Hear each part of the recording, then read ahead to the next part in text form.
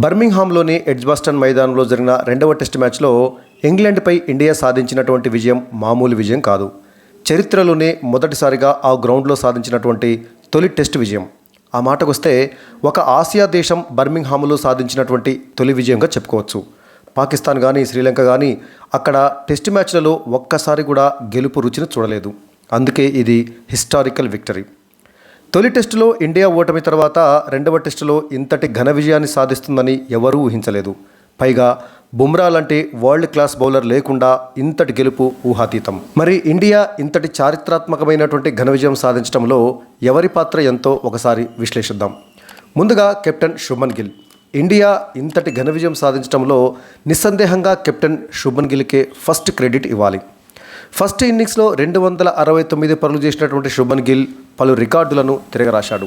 శుభ్మన్ గిల్ తప్ప భారత ఇన్నింగ్స్లో ఎవరూ సెంచరీ చేయకపోయినప్పటికీ ఇండియా అంతటి భారీ స్కోర్ చేసిందంటే దానికి శుభ్మన్ గిల్ చేసినటువంటి భారీ డబుల్ సెంచరీనే కారణం. ఫస్ట్ టెస్ట్లో కూడా శుభ్మన్ గిల్ సెంచరీ చేశాడు. 147 పరుగులు ఏమో చేశాడు. అయితే 150 పరుగులు చేయడానికి ముందే గిల్ అవుట్ అయ్యాడు. ఆ మ్యాచ్ ఓటమి తర్వాత శుభ్మన్ గిల్ విలేకరుల సమావేశంలో మాట్లాడుతూ ఆ ఓటమికి తాను కూడా కారణమేనని, సెంచరీ తర్వాత కూడా మరింత బాధ్యతాయుతంగా క్రీజ్లో ఉండి భారీ స్కోర్ చేయాల్సిందని, నిర్లక్ష్యపు షాట్ తోటి వికెట్ను పారేసుకున్నానని నిజాయితీగా ఆత్మపరిశీలన చేసుకున్నాడు గిల్. భారీ స్కోరు సాధించాలంటే కింది స్థాయి బ్యాటర్లపైన అంటే టైలెండర్లపైన ఆధారపడలేమని, టాప్ ఆర్డర్ బ్యాటర్లే మరింత భారీ ఇన్నింగ్స్లు బాధ్యతాయుతంగా ఆడాలని, తాను అలా ఆడలేకపోయారని నిజాయితీగా ఒప్పుకున్నాడు గిల్. కెప్టెన్గా భారీ ఇన్నింగ్స్లో ఆడాల్సినటువంటి బాధ్యత తనపై ఉందని మరీ చెప్పాడు. సో ఆ తర్వాత రెండవ టెస్టులో అతను అన్నంత పని చేశాడు.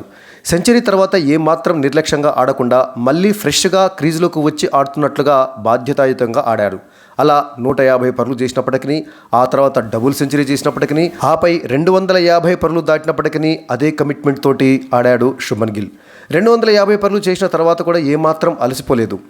ఇక రెండవ ఇన్నింగ్స్లో సైతం అదే పట్టుదల, అదే కమిట్మెంట్ తోటి పరుగులను వేగంగా చేయాల్సినటువంటి పరిస్థితుల్లో కూడా వన్డే తరహాలో బౌండరీలు, సిక్సర్లతోటి చెలరేగాడు. ఇన్నింగ్స్ను డిక్లేర్ చేయాల్సినటువంటి అవసరం ఏర్పడుతుందని చెప్పేసి వన్డే తరహాలో భారీ షాట్లు కొడుతూ మరి బంతికో పరుగు చొప్పున 161 పరుగులు చేశాడు శుభ్మన్ గిల్. రెండు ఇన్నింగ్స్లలో కలిపి శుభ్మన్ గిల్ 430 పరుగులు చేశాడు. ఫస్ట్ ఇన్నింగ్స్లో 269 పరుగులు, సెకండ్ ఇన్నింగ్స్లో 161 పరుగులు. టెస్ట్ క్రికెట్ చరిత్రలోనే ఒక బ్యాటర్ ఒక టెస్ట్ మ్యాచ్లో ఇన్ని పరుగులు ఎన్నడూ ఎవరూ చేయలేదు. ఒకప్పుడు ఇంగ్లాండ్లో ఇండియా పర్యటించినప్పుడు టీమ్ స్కోర్ మొత్తం కూడా రెండు ఇన్నింగ్స్లలో కలిపి కూడా 200 పరుగులు వచ్చేది కాదు.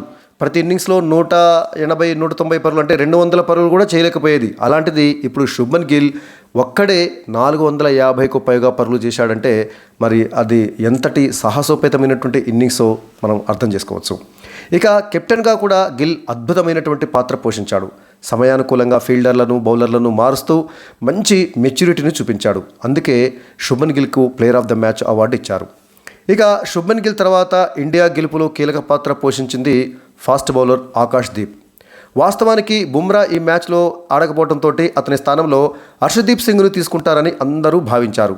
కానీ అనూహ్యంగా ఆకాష్ దీప్ను తుది జట్టులోకి తీసుకుంది టీం మేనేజ్మెంటు. అయితే అనుకోకుండా తుది జట్టులోకి వచ్చినటువంటి ఆకాష్ దీప్ అనూహ్యంగా అద్భుతంగా రాణించాడు.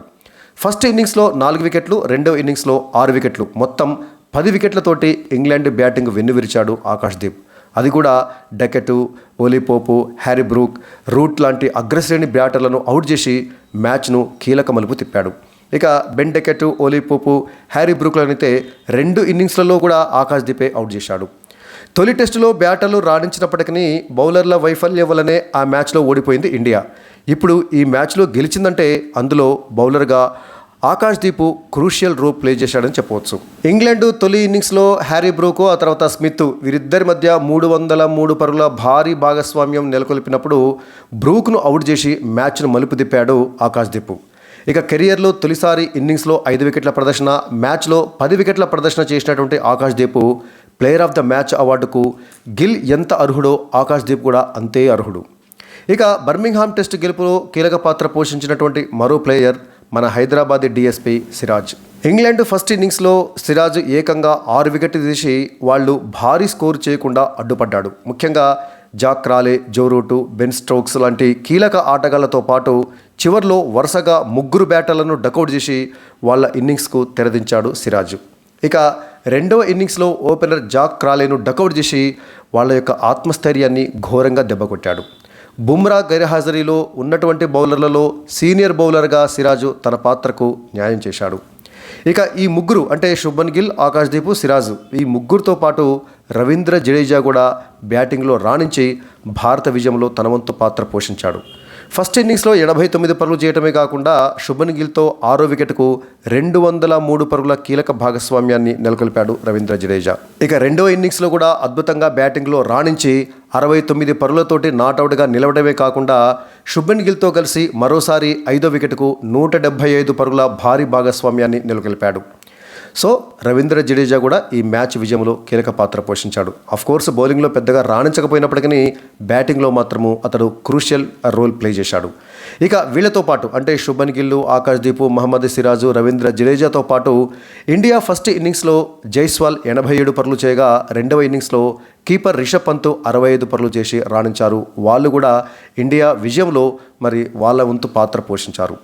మొత్తంగా బర్మింగ్హామ్ టెస్ట్లో విజయంలో అందరి పాత్ర ఉన్నప్పటికీ అంటే మిగతా వాళ్ళు కూడా ఎంతో కొంత తమ వంతు పాత్ర పోషించినప్పటికీ శుభ్మన్ గిల్, ఆకాశ్దీప్ వీళ్ళందరిలో చూసినట్టయితే ఫస్ట్ ప్రయారిటీ శుభ్మన్ గిల్కి, సెకండ్ ప్రయారిటీ ఆకాశ్దీప్కు, మరి థర్డ్ ప్రయారిటీ మహమ్మద్ సిరాజ్కు, ఫోర్త్ ప్రయారిటీ రవీంద్ర జడేజా, ఆ తర్వాత రిషబ్ పంత్, జైస్వాల్ ఇలా తమ వంతు పాత్ర పోషించి ఇండియా విజయంలో వాళ్ళు కీలక పాత్ర పోషించారు. ఇక చివరిగా చెప్పుకోవాల్సింది కోచ్ గౌతమ్ గంభీర్. అదేంటి గౌతమ్ గంభీర్ ఏమీ ఆడలేదు కదా అని మీకు అనిపించవచ్చు. ఇండియా ఓడిపోయినప్పుడు కోచ్ గౌతమ్ గంభీర్ మీద విపరీతమైనటువంటి ట్రోలింగ్ వస్తుంది. అతని మీద విమర్శలు కూడా చాలా ఎక్కువగానే వస్తున్నాయి. మరి ఇండియా ఓడిపోయినప్పుడు ఆ ట్రోలింగ్ చేయటము, గౌతమ్ గంభీర్ మీద అతను విమర్శించటము చేసినప్పుడు మరి గెలిచినప్పుడు కూడా అతని పాత్ర ఉంటుందని మనం ఒప్పుకోవాలి కదా.